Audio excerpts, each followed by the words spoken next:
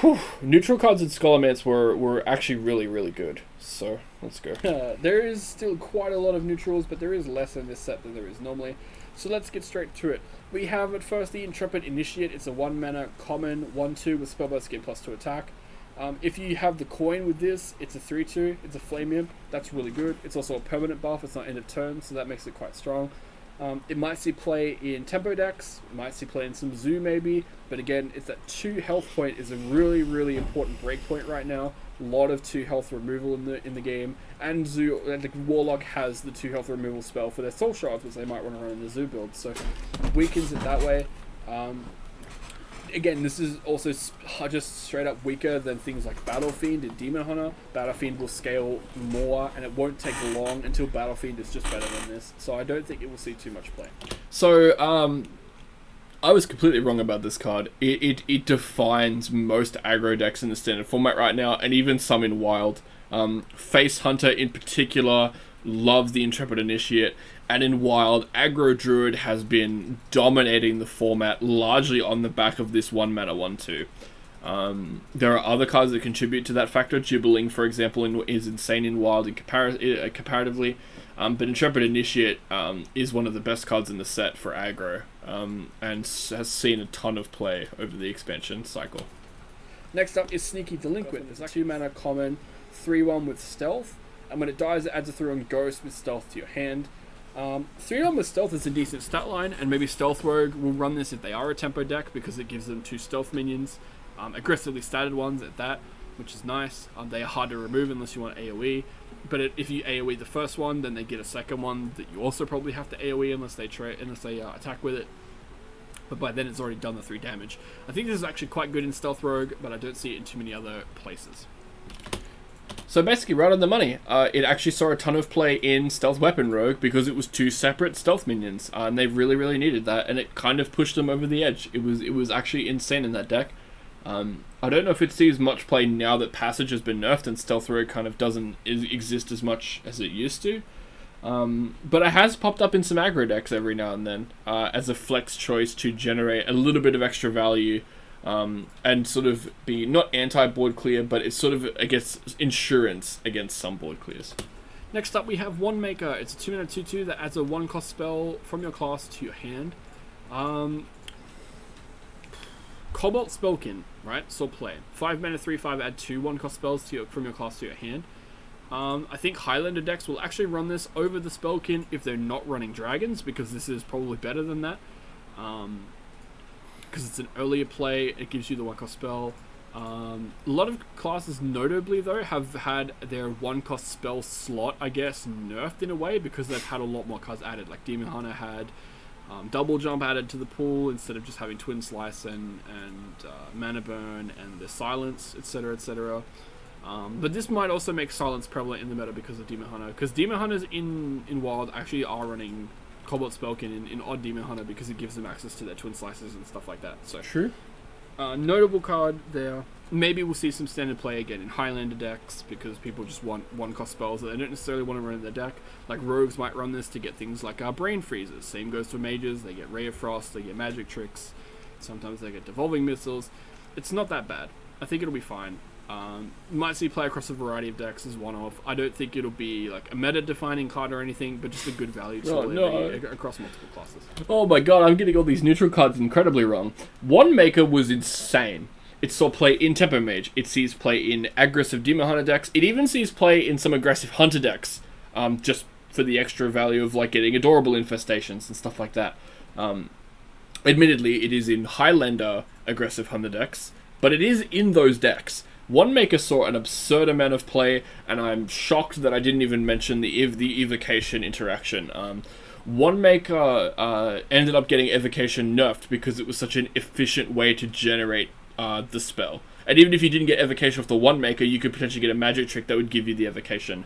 Mage's 1-cost spell pool was insane. And also the same for Priest. So I was talking about how they nerfed the Demon Hunter 1-cost spot and didn't even acknowledge generating Wave of Apathy in Priest, generating, Ray of Frost, Evocation in Mage. Priest especially loves One Maker and Cobalt Spellkin, even if they don't run dragons. Both cards see play in as doubles in Galakron Priest because of the amount of value you can generate with them. Like, you can play a Spellkin or a One Maker to get a Draconic Studies that gives you like another Spellkin, right? That's an insane chain of cards and not uncommon in those lists. Insane card. Probably one of the top 10 best cards in the set. Unironically, what a crazy card. Next we have Enchanted Cauldron. It's a 3-mana 1/6 epic with a spell burst to cast a random spell of the same cost. Random spells are very bad. I mean, and you at best you're hitting a 7-cost spell with this. What are you hitting with that? Like Flame Strikes maybe? You can't, unless this sticks on the board, which admittedly it might because it's a 1/6. You can hit things like Power of Creation or Puzzle Box, etc, etc.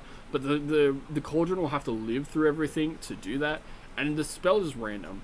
Random spells typically aren't that insane. Right? I don't feel like this is a card anyone is going to run in their deck at all, and I feel like you'll see next to no play whatsoever. I'm surprised that I spent so much time on a genuine pack filler that I knew was a pack filler. Card was garbage. Probably, I think it's one of the least played cards in the set, if not the most least played. HS Replay even put out a challenge to people to put 2 Enchanted Cauldrons in their deck to boost the play rate of the card, because it saw absolutely no play. Next up we have Divine Rager. It's a 4-mana common, 5/1 elemental with Divine Shield. It's not that bad, but we're in a current metagame where Risk Skipper is one of the best cards in the format, and because of that, this is probably never going to see any sort of competitive play. But is probably one of the best Ragers we've ever seen, I'll be honest. Risky Skipper wasn't even an important card in this meta, and Divine Rager saw no play because Divine Rager and Ragers in general are terrible cards. Next up we have Fishy Flyer. It's a 4-mana 4/3 with Rush, and Death Rattle add a 4/3 Ghost with Rush to your hand. What a buff for Murgo McGurgle right here. This is a huge Murloc with Rush that gives you another Murloc with Rush to your hand. Murloc Paladin is already doing quite well, and Murgo McGurgle is already a really good card. This just adds to the pool of Murlocs that are good, and it is a really good Murloc. Expensive Murlocs are not that common, and this isn't bad for what you're getting. You get a 4/3 with Rush for 4 is quite good, and you get a 4/3 with Rush after that as well. It's fine. I think some Murloc decks will play this because it's a decent Murloc. But I think the real sort of strength of this card will be off of random effects like Murgo McGurgle, like Underbelly Angler, for example. If Shaman does go back to the Murloc Murloc sort of direction, which they might. So Murloc decks are obviously not very common. Murloc Paladin is actually legitimately a really strong deck, it's just not very popular. But Fishy Flyer is in every single one of those decks. Next up is Ogremancer. It's a 5-mana common minion. It's a 3/7. Whenever an opponent casts a spell, summon a 2/2 skeleton with Taunt. I feel like this card is kind of useless. I mean, it has a high health, so it is hard to remove. But your opponent is just going to remove this anyway, and then you only get a 2/2 skeleton out of it. Is it worth it to pay 5 mana for a 2/2 skeleton? Probably not. And even if they can't remove this, then they just don't have to play spells. There's a lot of decks right now that aren't playing that many spells, and any decks that usually are playing spells are playing removal. This is actually quite good against mages, to be honest, because they don't have great removal right now. Most of their removal is damage based, and it doesn't hit that 7-mana breakpoint except for Rolling Fireball. But even then you won't get if you only have the Ogremancer, you get a dead Ogremancer and a 2/1 skeleton with Taunt. This doesn't seem that great. This card is like the perfect mage tech in a metagame that was dominated by small spells / tempo mage, which casts a bunch of small spells and doesn't have a lot of great removal for a card like this. And this card saw no play whatsoever in literally the perfect metagame for it. It's just bad. Next up we have the Smug Senior. It is a 6-mana common minion. It's a 5/7 with Taunt, and Death Rattle add a 5/7 Ghost with Taunt to your hand. This is really good actually. In the Zoth decks, for example, in Wild, we'll love this card because it's decently statted, and it's a Taunt with Death Rattle. You know, those tend to see a fair amount of play or experimentation. In Standard, there's no real way to cheat this back into play through the Zoths, and it does give you another 6-mana 5/7 with Taunt. It is a lot of stats, but you do have to play the second one for 6 mana again. It is a little slow. Maybe some more control-based Highlander decks will run this card because they need the slowdown, but maybe not. I think at this current at the current meta, you know, I think rushes tend to be valued higher than taunt is because of things like Kane Sun Fury, for example. And again, this card just there will be times where you play this and they just kill you anyway, or they silence it and it doesn't end up mattering that much. Has a decent stat line, I think. 5/7 isn't too bad for a defensive taunt minion. And it is value. It gives you an extra 5/7, but you still have to pay the 6 mana for the other half of this, which does hurt you a little bit. Yeah, this card is just too fair. It's King of Arena, though. I'm not sure what decks would run this necessarily. Again, maybe just Highlander or Control decks just need this. But maybe not. Next up is Lake Thrasher. It's a 5 mana common beast. It's a 4/6. It also damages the minions next to whoever this attacks. This seems like a great sort of thing that you would buff with Shando Wildclaw and like a Beast Druid and then summon with the spell. But it also seems like a lot of hoops to jump through to make this card valuable. And I just don't think that cleave-based effects are any really all that good and constructed. Even the best ones take some work to get going, like Sweeping Strikes in Warrior. It's only really good alongside Ziliax, and you didn't really want to run Sweeping Strikes main deck. Oh, I was so close. Lake Thresher, I was convinced for a long time that Lake Thresher was actually terrible in Guardian Animals, and you didn't want to run it. You wanted to run Escape Mana Saber instead. I was extremely wrong. Lake Thresher is insane. It's in specifically Guardian Animals Druid, and it saw all of its play there while Guardian Animals was 7 mana. It's the second best thing you can recruit other than the Twilight Runner, obviously. Being able to clear the board with this was insane. Like, its defensive stat line was actually preferred because it would be able to live, potentially to get buffed by like a Survival of the Fittest. And this with Survival of the Fittest is just ballistic. An insanely strong card in only Guardian Animals Druid. But a card so good that they even started to run the Broomstick in Druid just to give this card and the Twilight Runner rush. It was so good. Next up is Desk Imp. It's a 0 mana common minion. It's a demon. It's a 1/1, and it has an empty text box. It's just a wisp that's a demon. Maybe Zoo runs this with things like Scrap Imp, for example, because it would be 0 mana for a 3/2, which is really nice. Sometimes these 0 mana guys see play, like Snowflake the Penguin, for example. But again, I think the tag really matters. What this really does, though, is weaken the demon pool by a bit, because Discovers for demons will now be weaker because there's 0 mana 1/1 in them. Warlock Galakron, for example, if that wanted to pop up again, is now potentially weakened because they can summon a 0 mana 1/1 if they weren't already with all the dormant demons, etc., etc. I don't know if people will run this in the deck. Maybe they will. Maybe Zoo will run it, but that's the only place I can see a card like this. Desk Imp is literally just exists to weaken the demon pool that was already pretty polluted and weak anyway. Next up is Crimson Hothead. It's a 4 mana common minion. It's a dragon. It's a 3/6 and it has Spellburst to gain +1 attack and taunt. There are better versions of this card, basically. There's the card in Wild. I think it's the Twilight Guardian that gains +1 attack and taunt if you're just holding a dragon. You have to cast a spell to make this work, so it's at least a 5. In that case, it's a 5 mana 4/6 with taunt. Is that good? Actually, yeah. Crimson Hothead was experimented in Dragon Druid a little bit while Guardian Animals was still being figured out, and even after Guardian Animals has been nerfed, Crimson Hothead sees some experimentation. But overall, the card is just found to be quite bad. It was even experimented with in Dragon Druids that did run Guardian Animals packages as well, but they also had a dragon theme to supplement things like Breath of Dreams and stuff like that. It's a common Discover pick off of Draconic Studies in Priest, but it's not a card that you run main deck, even in heavy dragon themed decks, because I don't know, it's actually like a fine card, it just doesn't see play. Pack filler, basically. Yeah. This, though, this is different. This is Plagued Proto-Drake. It's an 8 mana common dragon. It's an 8/8 with a death rattle that summons a random 7 cost minion. Wowie, that's really good. Your average 7 cross is quite good. True. There's not a lot of stuff at the 7 mana cost pool in standard that's quite polluted. A lot of the stats are quite good on 7 cost minions. So yeah, you've got a good chance to get something decent out of this. You are playing 8 mana for nothing essentially, because if they don't kill it, then whatever. But it is still a beat stick, so if they don't interact with this, then it's usually going to be quite dangerous. Reminds me a lot of the Knights of the Frozen Throne Dragon, the 6 mana 6/5 that add a random dragon to your hand. Only this summons the minion directly to the board. Although this is a little slower, it's 2 mana slower. Again, if this had some kind of keyword, I think it would be nuts. Maybe some control decks will run it as a one-of in some Highlander lists. Maybe Highlander Mage. I don't think so, though. They're not really that desperate for dragons. They're running things like Alex and Caligos and etc. This is really good off of Alex, though. If you get it for 1 mana, that's really nuts. But I don't think it will be run in many decks. Maybe in some Dragon Priests. Maybe in some recruit decks in Wild with Silver Vanguard, because it is a pretty good recruit off of that, because you can recruit this 8 mana 8/8 that will summon a random 7, which is quite nice.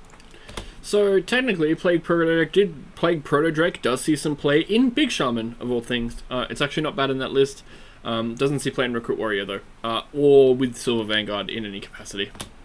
Next up, we have Robes of Protection. It's a 3 mana rare minion. It's a 2/4, and your minions can't be targeted by spells or hero powers, which also includes itself.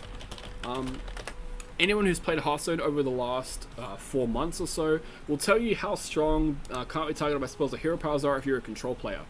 Some of the most frustrating games and losses I've had as a player lately is against the cards like Fairy Dragon, like Evasive Feywing, like Draconin Enforcer, because I just can't target them with my spells. My Time Rip doesn't hit them, my Death doesn't hit them, and I have to AoE them somehow, which is really difficult. And now you can make any minion potentially can't be targeted, including this, is really dangerous. Thankfully, this card has 4 health, so it can be killed by Flame Strike, for example, or Twisting Nether, which is what you're going to need to do against aggressive decks running this card. But again, perfect fit in Zoo. Absolutely fantastic in that deck. Notably, you can't play this alongside Gandling. You'd have to play Gandling first, and you'd have to play this first, and then Gandling after. But then you can protect your Gandling and keep making 4/4s that can't be targeted. Great fit in Highlander Hunter, I think, as well. They already run evasive dragons, so why not just run this to make all of your minions evasive and hard to kill? And this itself becomes evasive and can't be targeted by spells, which is absolutely insane. It might force more of an AoE meta, and I think this is the card that is going to push aggro forward. If we're going to get an aggro meta, they're going to need to run Robes of Protection, because there's a lot of really good control and slower-based tools here. So I think most aggro decks are going to run Robes of Protection, except for maybe like Tempo Warrior. But I mean, Tempo Warrior is not an aggro deck, so it's a tempo deck. Alright, next one. So Robes of Protection is a really interesting and fun case. I did see some play in the early Scholomance meta, but there's a huge problem with a card like that, and with aggro in general. The best way to deal with aggro is to board clear them, right? So it's not really covering any specific weakness. On top of that, evasive minions really fell out of the meta because Druids stopped playing them and even Hunters stopped playing them to an extent. Yeah, they basically fell out of the meta. Evasive minions were seen as less valuable, and they're just not as valued as they used to be. That effect will blow you out a lot of the time in some matchups. If you just don't have the right removal to deal with it, you can just lose to that. But again, we have like 3 mana Dustbreakers that can clear the board, so even if the robe survives, you're killing a lot of small minions with that. Again, the 2 and 3 health thresholds are really, really key in the Scholomance meta for aggro, because of things like Intrepid Initiate, because of just small minions in general. They just tend to get cleared quite easily, and if the Robes of Protection just wasn't what aggro needed to live. Evasive effects just ended up being not that useful in this metagame whatsoever, because of things like Guardian Animal summoning, big rush beasts that could cleave, or having things like Speaker Gidra, or Tempo Mage just being Tempo Mage. It's on the list. Animated Broomstick. It's a 1 mana common minion. It's a 1/1 with Rush, and Battlecry give your other minions Rush. This is easy to slot into a lot of turns when you just have wide boards. Like if you play just like a big minion, like say you want to play that Proto Drake we talked about before, the 8 mana 8/8 that summons a 7/7, you can play that on turn 9 alongside this, and all of a sudden it's fast stats. This also has Rush itself, which is really nice because it means that it's also not completely dead. You can ping off a Divine Shield with it, and then use your other minion that you have, like a big minion, to go in. The thing is, I don't see this thing play. There's a warrior card that already exists called Rocket Boots, which gave a minion rush and drew your card, and it didn't see play. So giving minions rush, I don't think is that valuable an effect. Maybe it will be in some decks, maybe in some aggro decks they want to run this to sort of take control of the board back, like Zoo, again for example, but they already run Magic Carpet, which essentially does the same thing and is a better stat line. So maybe Magic Carpet just sort of right now takes the role of Animated Broomstick. When that rotates, you'll see Broomstick sort of come in as a way to come back if you're an aggressive deck and take board control. Maybe we'll see run in some aggressive Demon Hunters, but I mean, they will just kill you. I don't think they need to run this. Boy, did I underrate the neutral cards in this expansion, because I know there's another one coming up that I underrated a lot as well, but Animated Broomstick, unironically one of the best cards in the set. Saw play in the extremely oppressive Darkglare Warlock in Wild. Ended up seeing use in Guardian Animals Druid, because giving your beasts in your hand, like being able to play your beasts from your hand and still giving them rush, was extremely valuable. And boy, the comparison to Magic Carpet is super bad, because this can give any minion rush, including giants, which it ended up being used for quite a lot in Darkglare Warlock specifically.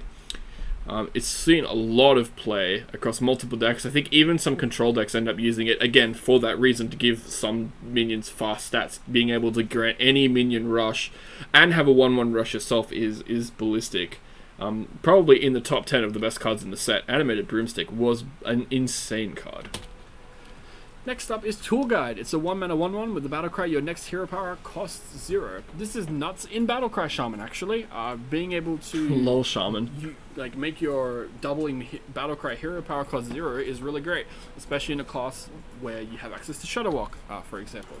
I think this will see an auto include in some lists in Wild. True. But not every list. In Standard, it's a little harder to fit in. Maybe aggressive decks will run it so they can aggressively hero power and develop the board with a 1/1. Like you play this on 1 and you tap as a Warlock. Or you play this on 1 and Hunter hero power, for example. There's a lot of things you could do with this in Standard. But I think it's much better in Wild for some combo decks, or for essentially Battlecry based, like Battlecry Shaman in Wild. I think we'll use this alongside Shadow Walk and things like that to go crazy with their combos. So not technically wrong at all. Correct on all fronts. What I didn't mention in my review that I sort of hinted at but didn't really extrapolate on is that boy is Tour Guide insane in pretty much every odd deck that's seen play. Odd Rogue is being carried a little bit by Tour Guide. Odd Paladin is seeing a lot of play because of Tour Guide and the side quests, because Tour Guide really, it pushes the side quest, right? Because you can play the side quest, coin, Tour Guide, hero power. That's 3 minions on turn 1 alongside the side quest. Which is insane amounts of tempo. And I was correct. It saw play in Warlock to tap for free. It saw play in Darkglare to tap for free. It also sees play in Hunter to play. You play Tour Guide on 1, you play Phase Stalker on 2, and you hero power for free on turn 2 with the Phase Stalker, which is an insane amount of tempo. Tour Guide, an insane card. A card I initially underrated quite a lot, but came around to quite a bit when people pointed out to me, hey, think about how crazy this is in odd decks. It's insane to me how important this card actually is at 1 mana. Such a huge enabler, but I'm kind of glad that I came around and rated this, I would say, basically 100% accurately. Next up is Steward of Scrolls. It's a 5 mana common elemental. It's a 4/4 with spell damage +1 with the Battlecry to discover a spell. Reminds me a lot of Azure Drake, as I'm sure it does for everybody. Same stat line, same spell damage effect, but I think maybe a little bit worse because it doesn't draw you a card, instead it discovers a spell, which is essentially the same thing, but the spell is not one that's in your deck. There are upsides to discovering a spell, there are upsides to drawing a card. This is only limited to spells though, which I guess makes sense because it has spell damage, but also sometimes you really wanted the card draw and you'd rather run something like Azure Drake because you just want the card that's in your deck and you don't want to get a value card that could be random and could be completely useless to you. Well, this does have spell damage. I don't see it sliding into spell damage mage or shaman necessarily because it's a bit too slow. You want your spell damage minions to be cheaper. You want them around that Thalnos. Thalnos is going to be great in those decks. You want your totem hero power, for example. This might just be too expensive for what you're really after here. Like, especially considering that in Mage you can just play the Azure Explorer, for example, which gives you double the spell damage and a free dragon. Yeah, the stat line is much worse, but again, I think that it's cool to see an Azure Drake style card back in Standard, but I think the days of Azure Drake are over, and I think if Azure Drake was moved back to Standard tomorrow, I don't think it would see any play. That's a claim. I think that I am wrong about this meta specifically. I think if Azure Drake was allowed back in Standard for Scholomance, while Descent of Dragons and the Year of the Dragon is still in Standard, Azure Drake would see play in so many decks because it is a great dragon. When Dragon Synergy is gone from the metagame, I actually think I agree. I think Azure Drake would not be seen in that many decks, even though it is a 5-mana 4/4 draw a card. Spell damage is sort of irrelevant, right? I think Steward of Scrolls is evaluated correctly. It's just a worse Azure Drake, and Azure Drake would not see play in the decks, in many decks that would use it that way. The reason why Azure Drake would see play in today's meta is not because of its spell damage. It would see play because it's a dragon, and an effective one at that. Steward of Scrolls being an elemental, even in Mage, meant it didn't see play because 5 mana was just way too steep of a cost to play for this. On top of that, I mean, Cobalt Spellkin is essentially just a way better version of this card for the same mana cost, right? It has a better, more defensive stat line, and it gives you 2 1-cost spells, which, I mean, is almost better than Discovering because the 1-cost spell pool is quite small in a lot of classes, particularly in Priest. And it's also a dragon, which enables Dragon Synergy, which is really important in the Year of the Dragon's rotation. Maybe when Year of the Dragon rotates out, Steward of Scrolls will see play as a value card in control decks, but as it stands right now, I don't see it. Next up, we have Voracious Reader. This is a 2-mana rare minion. It's a 1/3, and at the end of your turn, draw until you have 3 cards. They talked about this a lot on the reveal stream, and I actually kind of agree with the sort of uproar that this card caused, because I remember Jeeves. Jeeves is a 4-mana 1/4 minion that has this effect, but it's symmetrical, so it does it for both players. This is half the mana for essentially the same stats. You lose 1 health, and it's a one-sided effect. This is ballistic. This is absolutely incredible.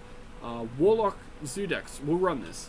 Priest Tempo deck will run this because they need card draw. Any deck really that needs draw and is aggressive will run the Voracious Reader. Absolutely. Again, like, it might even replace... I don't think it will replace Jeeves in some of the wild aggressive decks that currently run him, like Mech Handbuff Paladin, because Jeeves himself is a mech, which doesn't matter. But maybe some decks that are running him might change him for the Voracious Reader because she's cheaper and she's a lot easier to slam down, like even Hunter, for example. Again, I think Voracious Reader is one of those cards that's going to affect both the Standard and Wild format. Wild format probably a little bit less. She's not a super high power level card there. I give any Jeeves already exists in the format and it doesn't break the format. It will likely just replace Jeeves in those formats if they don't need him for the mech tag. In Standard, this is going to be like the best card draw engine you have as an aggro deck for at least a year until it gets, like, unless it gets nerfed in the meantime. Like, this is going to be absolutely nuts the entire time it's in the format, and I think it's going to be frustrating. You have to respect this card. Jeeves was such a good card, and Jeeves saw a lot of play. This likely will see play too. Mech Handbuff Paladin has been booted out of the wild metagame as a standard aggressive deck, mostly because of its extreme weakness to Darkglare Warlock, but also because it was completely outclassed by Aggro Druid. And I would argue, strongest card in Aggro Druid is Voracious Reader. Boy, is the lack of symmetry, like Jeeves being a symmetrical effect and also double the mana, is backbreaking. Voracious Reader, definitely top 5 best cards in the set. It enabled so many aggressive strategies. Face Hunter uses this card, for example. Pretty much every aggro deck in Standard uses this thing. It's just nuts. Aggro Druid has been enabled by this card so strongly as well. They basically can just run a curve that caps out at 3 or 4 mana. I don't even think they run 4 mana cards. I think their highest cost cards are things like Savage Roar. They run Pirates. They just dump their cards. They don't even think about it. And they just win the game as soon as they draw a Voracious Reader to get the refill of 3 cards. It's just a ballistic card, and I'm shocked that they even thought that printing this would be a good idea for the game. It hasn't been nerfed, and to be honest, I don't know if it will ever get nerfed because it does encourage a specific style of play, right? You do have to be a very like Feast or Famine deck where you have to be dumping everything in your hand to make this work, because you want to be drawing 3 cards consistently with it. And that means you're not really playing this efficiently, but who cares if you're an aggro deck? You want to be pressuring your opponent anyway, and Voracious Reader really helps you do that, especially in Wild Aggro Druid, but also in Face Hunter, etc, etc. Next up, we have the Mana Feeder Panthara. It's a 2-mana common minion. It's a 2/3 beast. With a battle cry, if you've used your hero power this turn, you draw a card. Especially good in Demon Hunter, for example, because their hero power is only 1 mana. In classes like that, like Rogue, like Druid, like Demon Hunter, you don't necessarily have to use the effect of your hero power to get the card draw. You just have to press the button. So it's essentially a 4-mana draw a card that you can pretty much always activate. 3 mana in Demon Hunter, which is really nice. And again, you don't have to. You don't have to attack as a Rogue. You don't have to attack as a Druid. You don't have to attack as a Demon Hunter. You just have to press the button to use your hero power. It's nice in Demon Hunter, I think, especially, but I don't think they need it because Demon Hunter already has great card draw. As we saw with Soul Glide, we talked about double jump. We have Skull of Gul'dan still in the format. So I don't think Demon Hunters will use this. I don't really see the home for this card right now. It is a beast, notably, so it may go into Beast Druid or Beast Hunter because they both probably will use their hero powers quite aggressively in those decks if they need to, if they run out of cards. And they're likely to run out of cards if they don't run a lot of card draw, although Druid might have card draw because of the stealth beast that they have.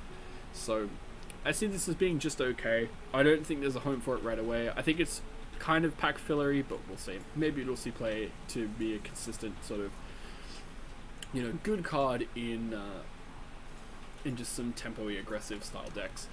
It does have the Questing Explorer stat line, although Questing Explorer is much better to use because you don't have to use any other resources the turn you play her, because likely you already played the quest. Most decks that run the quest payoff cards are using the main quest they have, so they don't need to worry too much about playing a quest at the same turn, for example. Mana Feeder Panthara sees play basically only in Demon Hunter because the hero power is 1 mana, and it's easy to weave this in on turn 3. Like, it's fine in that deck. Every other class basically can't use it, even in a meta where Tour Guide is used, because paying like 2 mana for your hero power alongside Mana Feeder Panthara is just too difficult. It should essentially just be a Demon Hunter card, because that's the only class it sees play in, and the only class it probably ever will see play in. Surprisingly doesn't see any play in even decks though in Wild, which is weird because the even decks discount your hero power. It just seems like a perfect fit in those decks, but I guess the power level is so high that they just cannot simply run a 2-mana 2/3.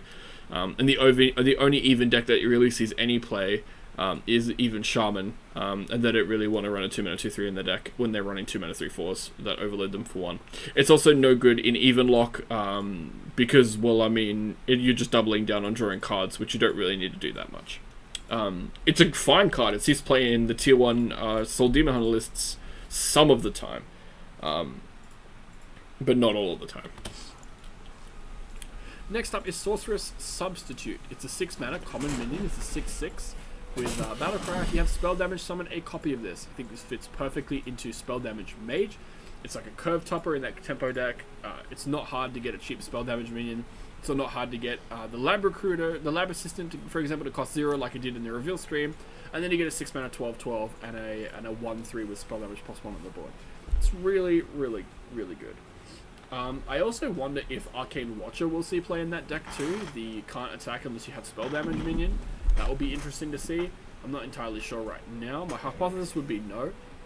But this, I think, certainly will see play in that deck. It might get cut because it might just not be useful because it doesn't have any sort of keywords, and it isn't that strong, but it is 6 mana for 12/12 worth of stats across 2 bodies, which is relevant. The only time Sorceress Substitute and Arcane Watcher, for that matter, have seen any sort of serious play is in Spell Damage Shaman because they are desperate for spell damage payoffs. But both of which have been cut, and all the spell damage stuff in Shaman has fallen off quite a lot because they just don't have the tools and it's really weak, and they just run like a normal control package instead. Admittedly, 6 mana for 12/12 in stats is pretty good, but forcing spell damage is so difficult to make this work in both Shaman and Mage. Next up we have Educated Elec. It's a 3-mana epic beast. It's a 3/4, and whenever a spell is played, this minion remembers it, and the Death Rattle shuffles the spells into your deck. I think the thing to note about this card is that you don't always want cards from your opponent's deck shuffled into your own. Educated Elec I don't think is that strong of a card, even though I love the creativeness of the design. Putting random crap in your deck is usually not that good, even in even in fatigue matchups. I mean, this is going to be great in some decks. It'll be better than others. Like for example, Libram Paladin, they're going to want to put Librams of Wisdom in their deck, Librams of Hope back in their deck. But what they aren't going to want is things like Eviscerates in their deck. They're not going to want Preparations in their deck necessarily. They're not going to want big spells that they can never play. And the same goes for the opposite way, right? Like if you're playing this in say like a Priest deck that doesn't want to go to fatigue, you don't want to be going up against a Libram Paladin that shuffled a heap of expensive Librams into your deck. Hey Roller Creates, how's it going? What are these cards for? They're from the new expansion that released. Yeah, Educated Elec basically is a completely uncompetitive card. A fun one, but definitely one for the memes. Just has seen basically no play in any deck because no deck really wants an effect like this. Even decks that go to fatigue have better options like Elysiana, and Elysiana doesn't even see play against fatigue-based matchups. Next up is Keymaster Alabaster. It's a 7 mana legendary minion. It's a 6/8. Whenever your opponent draws a card and a copy to your hand, it costs 1. This is a lot of mana for the effect.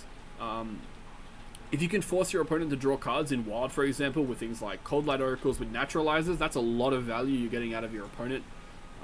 But in saying that, it's really not that valuable. Essentially, it'll draw you one card that costs 1. Is like a 7 mana 6/8 that draws you a card that costs 1 good? Not really, because I guess I just said, it's not a card from your own deck. It's a card from your opponent's deck, and that might be like a Libram of Hope that you don't want to use necessarily, although it is costing 1, so maybe you do want to use it. The costing 1 does sort of help it a lot. Again, I think this pairs best when you can make your opponent draw cards, so things like Naturalize, things like Cold Light Oracle, for example.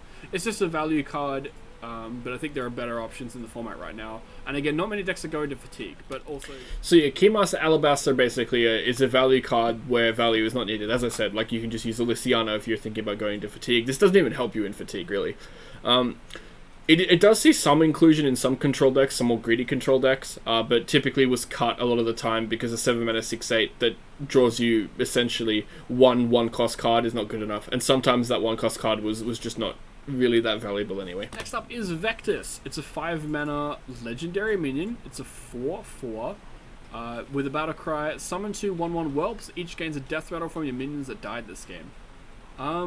This is going to be extremely good basically the entire time it's in standard, because primes are in standard for the entire time that this is in standard, right? The prime cards, all of which have death rattles, like Solarian Prime, notably good. The Priest Prime is good with this. Same goes for like Warrior, for example, has a good prime. A lot of the prime minions are quite good, and this will just allow you to get an extra copy of those prime minions. This can also give you things like a Loot Hoarder, for example. It's still good with this because it allows you to draw like a card. If you like shuffle the prime into your deck and got a random card with a 5 mana 6/6, it's pretty good. Like there's lots of decent death rattles in the format. Albatross, for example, you could just be the most annoying prick ever and do that. I don't think it will take very much for Vectus to find a home. Even if I couldn't find one right away, I'm sure somebody will find some place for this card. Even if it's not right away, it will eventually find a home, I believe. I am shocked the Vectus doesn't see play. It's such a fun card with a great effect, right? This is a 5 mana 6/6 that gains 2 random death rattles. I'm going to be experimenting with this card next expansion, and I think that Vectus has a long time to prove himself as one of the best Hearthstone cards ever printed. But as it stands right now, Vectus just doesn't seem to get there. I don't even know why. Again, like primes are in standard, for example, right? Loot Hoarders are good enough. Albatross is still there. You know, like this will be in standard for as long as the primes are in standard. So I think as long as you can find the deck that can get there on Death Rattle minions that are good enough to summon with Vectus, I think you'll hit it. And I think that Darkmoon Fair might just be the expansion with some of the cards we've seen already in Druid.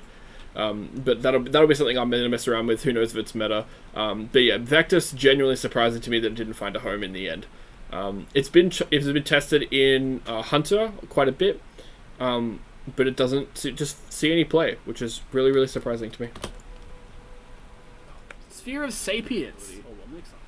This is indeed the most Magic the Gathering card in Hearthstone history. It could Scrying effects in Magic the Gathering are really powerful.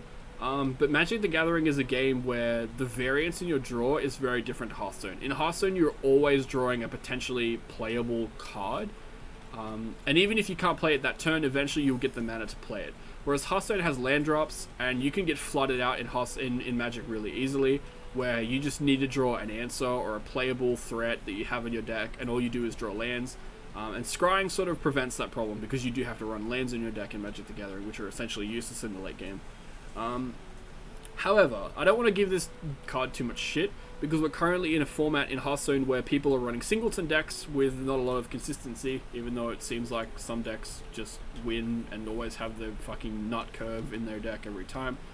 Highlander decks particularly are going to really love Sphere of Sapience, because it allows them to sort of have some card selection in their, one-of unique deck where they don't run duplicates.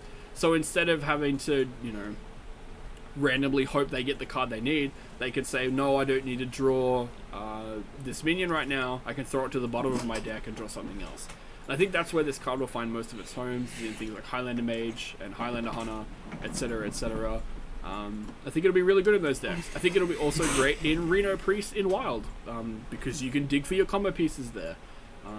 Notably also a combo activator in Druid with Twig of the World Tree, although I don't think that sort of stuff is going to happen. Wild doesn't need this to activate Twig of the World Tree. They can ramp to mana faster and then just use Aviana Kun to win the game anyway. They don't need Twig of the World Tree to do that.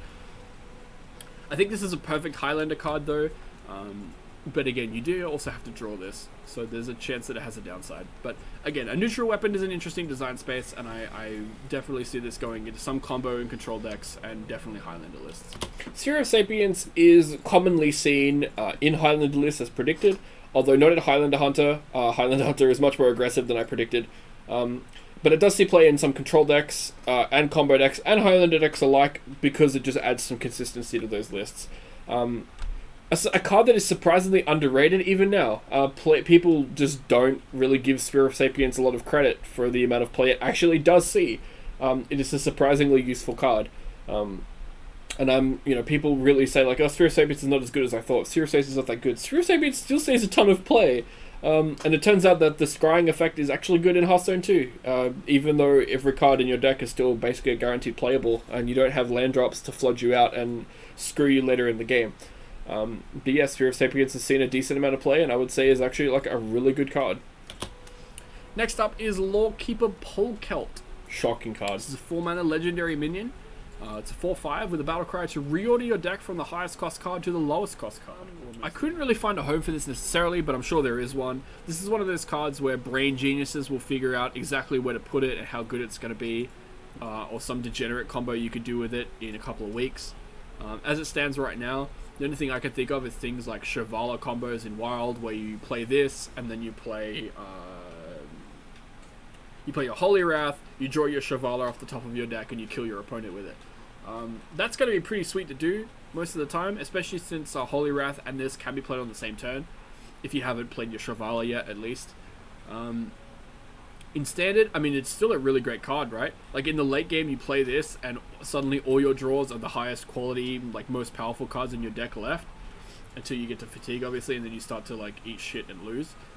It's also great in aggro decks, because instead of going for, instead of drawing 1-drops in the mid-game, when you need to start closing things out, you might draw some of your bigger cards, some of your weapons, some of your, in Demon Hunter, you might draw, a Glaive-bound Adept, which allows you to get the 4 damage over top to kill your opponent with, for example.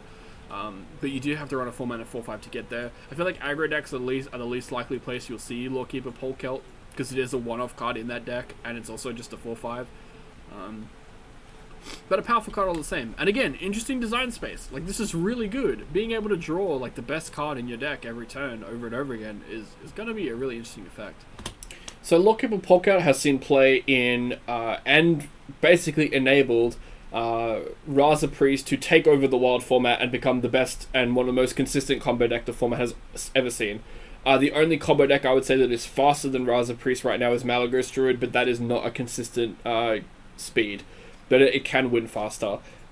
Lawkeeper Polkelt is insane in Standard as well. Sees a lot of play in Hunter to put things like Dragon Bait on top of your deck and just find the reach that you need in aggressive matchups, so you're not drawing things like Warpatinga when you should be drawing lethal threats.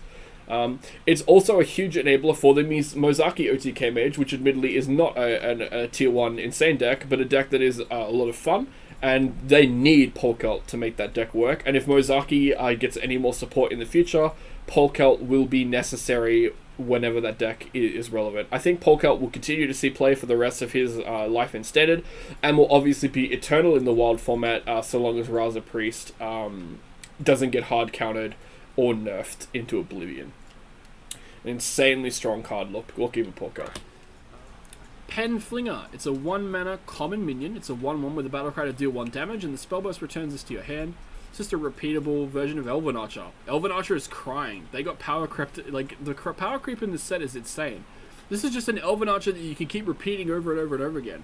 Notably good with the rogue card Head Crack. You can play this, you play Head Crack. That's 3 repeatable damage a turn for what, 3 mana? 4 mana? That's a win condition. It'll take a long time to kill them, but that's still damage. It's not bad. Any class now just has access to a repeatable ping, which is kind of nice. But, I mean, where do you see this? Does it go in Zoo? No, not really. Does it go in, like, Tempo Warrior? No. Does it go in any Highlander lists, really, either? I don't really see a home for this yet. Maybe there'll be some deck that comes up and plays it, but it's not bad. Better than an empty hand. Penflinger is probably my least hated card of all time, and is just plain miserable to play against in the innovation that is Lee Broom Paladin.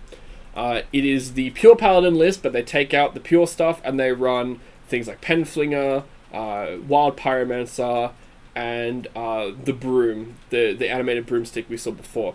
And it turns the deck into an insane powerhouse that is currently tier 1, and I think probably the best deck in the game right now across all ranks. Penflinger, an insane enabler for that deck, and a card that has seen play in Demon Hunter as well because of the cheap spells they run, and a card that is genuinely miserable to play against. A card that I think will eventually see some change potentially, as 1 damage repeated is actually potent in matchups where you have things like Librams of Wisdom, right? Like Paladin especially uses this card to great effect, as was theorized by a lot of players. I didn't see it at the time, and it didn't happen right away. It took time for the innovations to happen, but boy is Penflinger an insane card. Yeah, that's true. You keep getting this back over and over again. Headmaster Kel'Thuzad is a 5 mana legendary minion. It's a 4/6 with spell burst. If the spell destroys any minions, summon them. Important to note with this card is that you do have to... The Kel'Thuzad will have to survive the spell, so you can't just brawl with it. Odd Hunter in Wild, maybe. I could see it with Odd Hunter in Wild, because you could just ping it and then you play like an Arcane Shot and then you put it back in your hand and yeah, etc, etc. I can see that. Kel'Thuzad, I think, is best in Priest, for sure, because you have things like Shadow Word Ruin, you have Death. Like, on turn 7, if you're, like, killing an 8/8 with this, and then summoning a copy of it for 7 mana, is pretty good. Especially insane with things like Shadow Word Ruin, because it will kill all of their 5 and above attack minions, and then you'll summon all of them.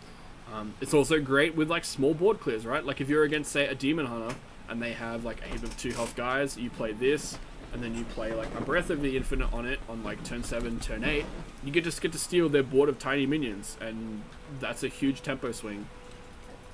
I don't currently have this in any decks that I've theory crafted, but I could definitely see it in Priest. I could see it in, Control Warlock, for example. They have things that they can run this with. I do think it's the best in Priest. But I could see it in lots of different decks. You could even see this in Warrior with things like Shield Slam, with things like Execute, etc, etc. You could even just go balls to the wall and run like Brawl and hope that you win the Brawl with Kel'Thuzad. You also have things that you could do where you could go like you could play Whirlwind the previous turn, then play Kel'Thuzad into Plague of Wrath, and that will kill all the damaged minions. You get to resummon them all. Also notable is this can do your own minions as well. I feel like Kel'Thuzad will have a lot of applications, but I don't know if he'll see play right away. Maybe he'll see play in Priest, and he'll be good there, but we'll see. So Kel'Thuzad was experimented with in Priest in the early meta with Highlander Priest and Galakron Priest, and was eventually cut from those lists because they just didn't want to run this effect that was sometimes useful but not always. Where Kel'Thuzad has seen the most play is in Control Warrior, which is not a very popular deck. It's rather niche.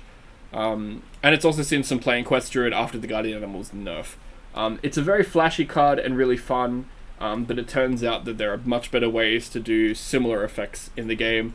And while this is kind of a huge blowout at times, it isn't consistently good enough to see continual play.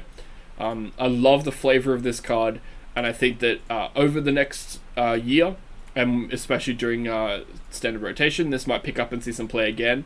But as it stands right now, I don't think the meta will adjust to the point where Headmaster Kel'Thuzad is an important card in the metagame.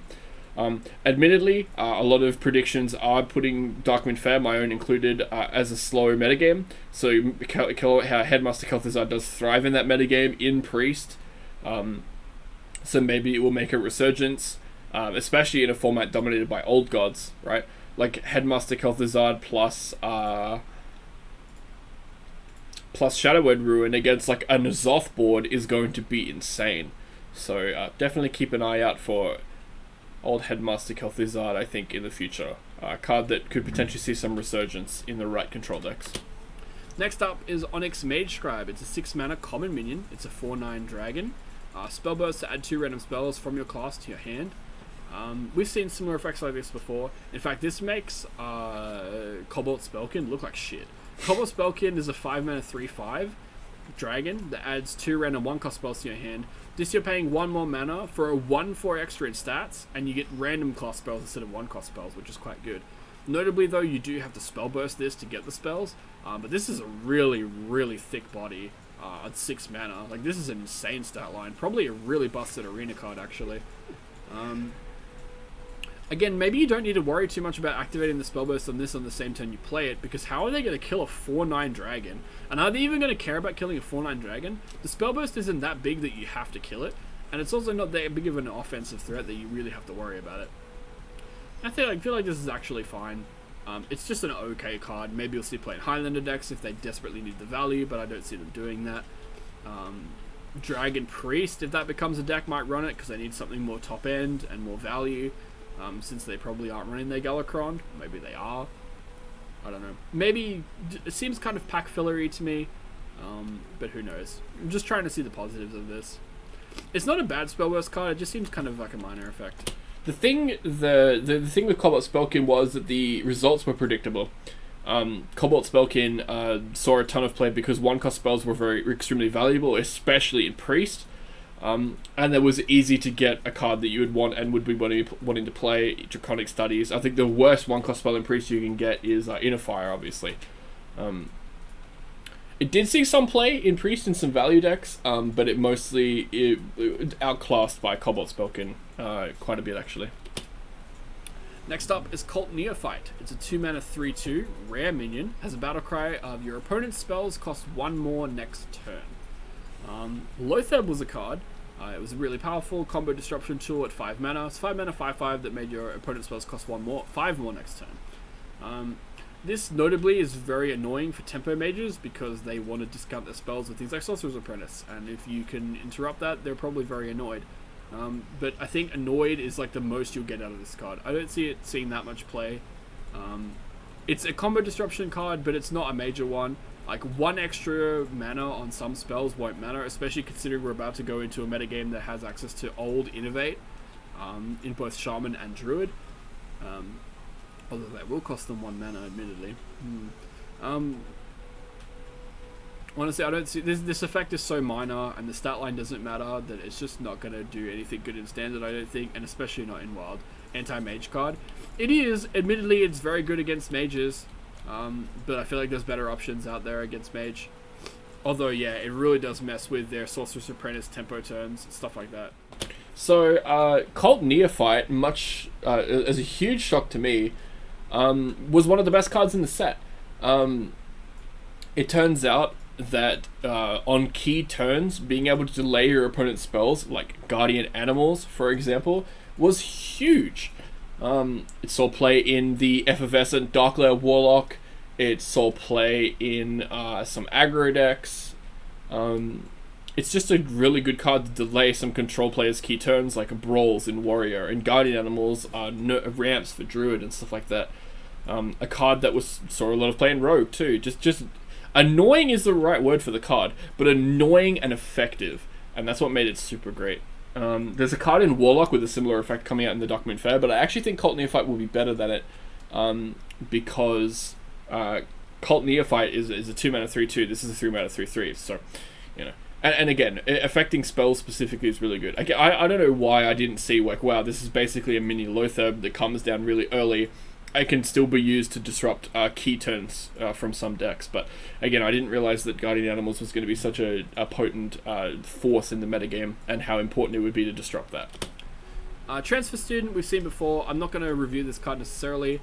I'm just going to say real quick that it's quite a strong card and sees quite a bit of play in Highlander decks already. Not a bad fit. So this is a fun thing, and this is going to be something I'm going to do for Dark Moon Fair.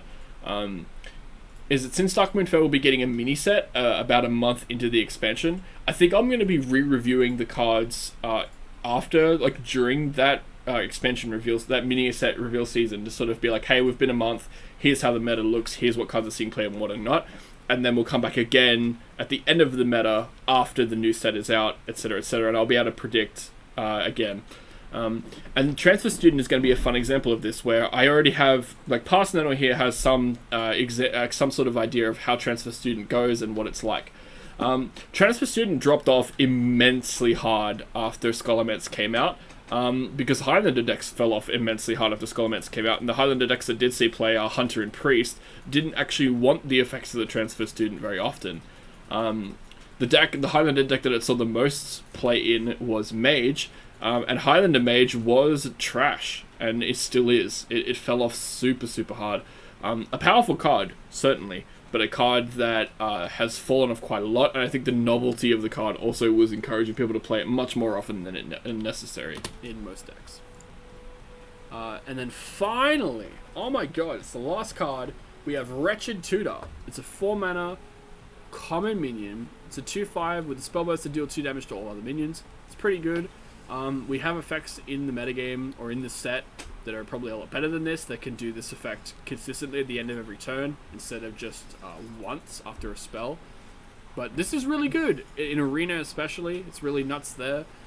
It allows basically every class to have Consecrate. And again, as we've said like a few times, 2 damage is a really huge breakpoint for healthy minions. Like Demon Hunter has a lot of 2 health guys that you want to kill. Zoo has a lot of 2 health guys you want to kill. Might be valuable in some Highlander decks, but again, I think most Highlander decks have better options because they can run things like Zephyrus. They don't need to worry about having like a neutral board killer that does 2 when they can run like Twisting Nether in Mage, for example. So yeah, I don't think Wretched Tutor will be all that great in Constructed, even though it's powerful. Like, this is a good effect. I just think that there's better things you can do. Alright, so Wretched Tutor, wrapping up, it is just too slow in most decks, even though the 2 damage to all minions is a potent effect. It has seen some experimentation in the early meta in some Highlander decks, but was quickly cut because it was way too slow and just wasn't potent enough. Basically, no deck could clear the board as well as Paladin, and Wretched Tutor really didn't help you in that situation. Like, Lord Barov just shits all over this card, basically. It ended up just being a pack filler, but was insanely good in Arena, of course.